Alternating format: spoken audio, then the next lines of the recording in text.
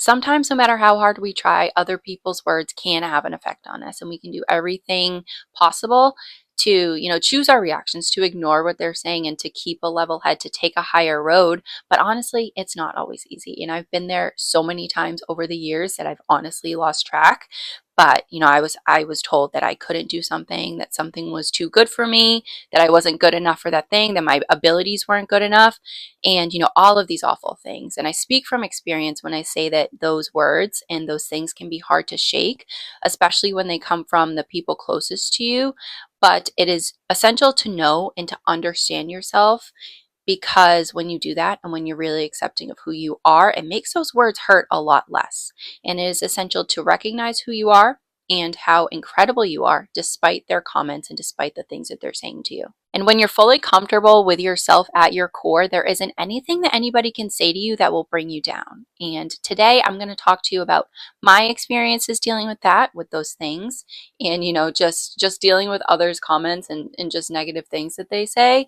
And then also I'll share with you how I got through them and how you can too. Because, although people can be really mean and they can say really mean things, no one has the power to keep you down and to keep you, in that negative energy unless you give it to them. But before we get more into that, hi there, I am Julia. Welcome. I guide others to live in their authenticity and to live so genuinely and unapologetically as yourself that other people cannot penetrate like the confidence that you've created to the point where like their words just fly on by. And in getting to that point of being unapologetically confident in yourself, it takes a lot of time to heal from those words and those wounds that people have created.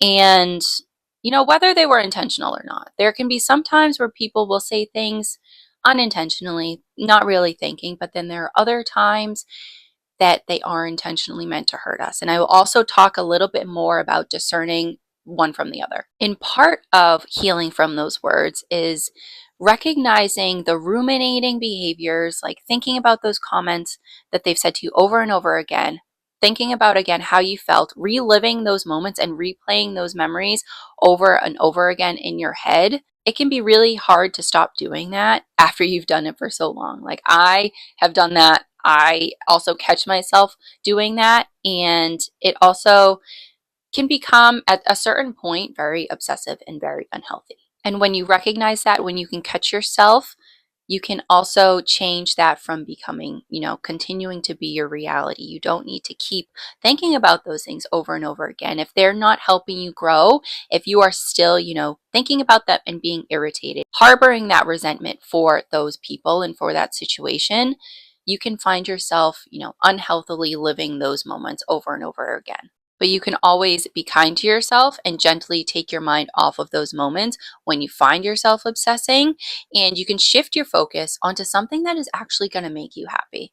And when I started doing my deep healing work about a year ago, like that was the deepest healing that I've done within this past year, I noticed at the beginning, like last December, that I was replaying these moments and I was just like ruminating and I was allowing like those emotions were coming back up from when I experienced it, and I was allowing those emotions to really take hold of me and the rest of my day and just like dictate the rest of my mood, because I noticed that I was like so disappointed and I held so much resentment for those situations because they included like people that I loved and cared about. I was angry that I was treated a certain way and I was still carrying all of those memories with me. So I had to accept them. I had to forgive those moments and those memories and understand that they don't represent who I am or what I'm capable of now. And sometimes people do say mean things because of their own limitations, because of ways that they think about themselves, but we don't need to accept that, and we can understand that and recognize that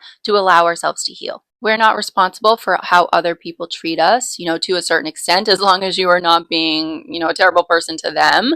And we also don't have to let their words and their actions affect us in this present moment. It might have happened in the past, and, we could have allowed that in the past, but we can put a stop to that and stop that for our present and also for our future. And recognizing that we're not responsible for other people is the first step in releasing those burdens and also those pains that came from other people. When others are casting their insecurities on you, whether they are talking about something, one of their own limiting beliefs that they are putting onto you and something that you're going through, you can stand up for yourself. You don't have to allow that to happen, but you can also allow it to be a part of your growth. Sometimes I use projections from other people in situations that I'm in as fuel to inspire me not to listen to my own fears. If someone doesn't think that I can achieve something based on their own limitations and their own fears, I use that as a power to keep working towards my dreams, to keep doing what I'm doing, and it gives me more motivation that my dreams are possible. It gives me that like confirmation that I should keep going, because I feel like when people are afraid of that or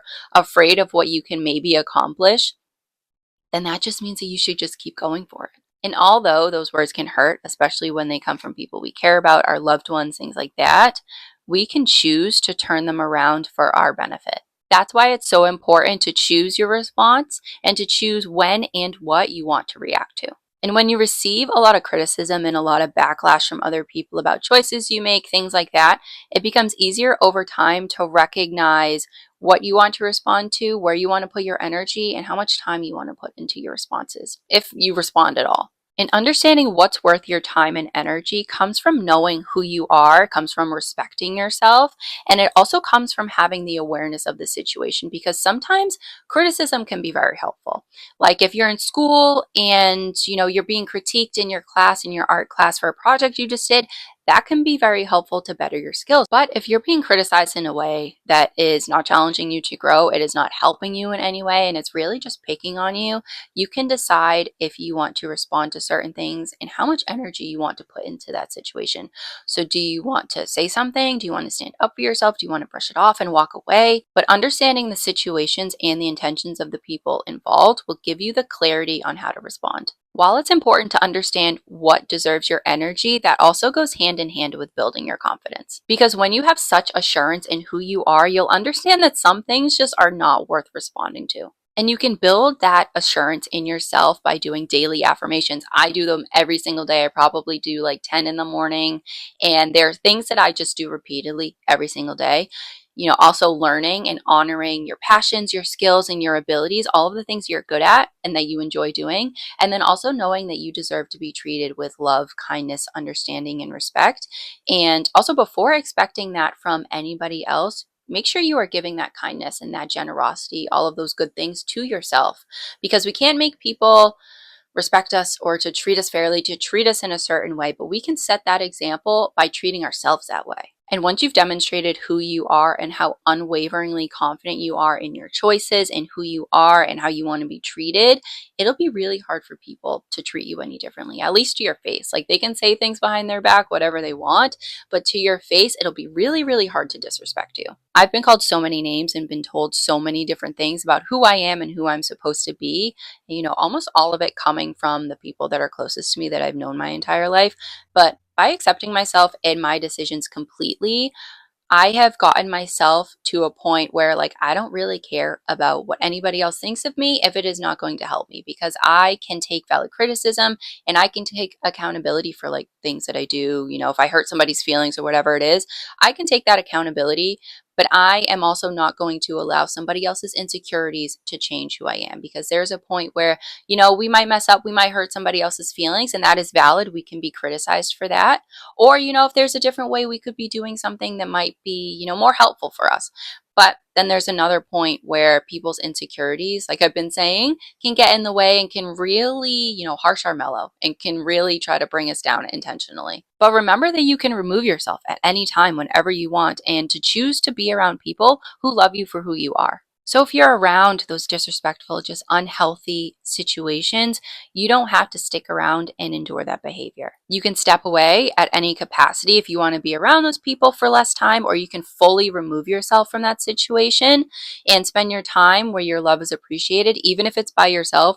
I love spending time by myself. I feel like it's so I just love being in my own energy, and I'm completely comfortable with that and I'm completely confident with that. But remember, you can set those boundaries again by deciding who you want to be around and also how often. Setting boundaries doesn't mean that you are removing all of those people from your life. It could be that you just decide to see them at a certain time, for a certain amount of time and to be telling them certain things about your life. And you can choose those things that are comfortable for you because not everybody deserves to have access to, your entire life, especially when they don't have anything nice to say about it. While we can't make people say or do things that they don't want to, we can also decide if that is something that we choose to allow. So understand that it's your decision to be around certain people, to entertain certain behaviors, and to stand up for yourself when you're talked down to. Though those words from others might hurt and they might sting for a little bit, you have the power and the confidence to grow from them. I really hope this was helpful guidance in working past those negative comments by building confidence within yourself and also understanding that you can choose for yourself. You can choose the people that you want to see on a daily basis, the people that you want to be around, the situations and the people, the things that you want to respond to and to give your energy to, and also what you allow to affect you. So if you enjoyed it, if this resonated, feel free to like, share, comment, subscribe, send this to a friend who might need it. I'm here every day giving my guidance and living as your best self from my personal experiences and also how to connect deeper to your authenticity. I'll see you in the next one. Bye for now.